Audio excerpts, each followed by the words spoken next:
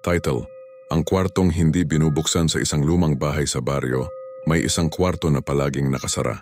Lagi itong nilalagyan ng kandado ng may-ari, si Lola Sabel.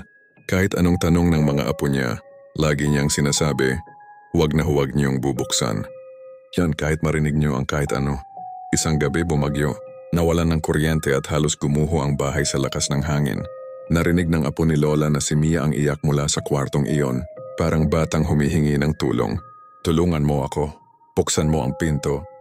Lumapit si Mia, nanginginig at tinangkang buksan ang kandado. Nang bumukas ito, malamig na hangin ang sumalubong sa kanya. Wala siyang nakita, kundi isang malaking salamin. Pero sa salamin, hindi siya ang refleksyon. Isang bata na may itim na mata at nakangiting punit ang labi ang nakatingin sa kanya. Biglang nitong sinabi ang salamat. Sa wakas, nakalabas na ako. At sa isang iglap, wala na si Mia. Nang dumating si Lola, nakasara na ulit ang pinto. At sa salamin, si Mia na ang bata sa loob, umiiyak at kumakatok palabas. Comment for part 2.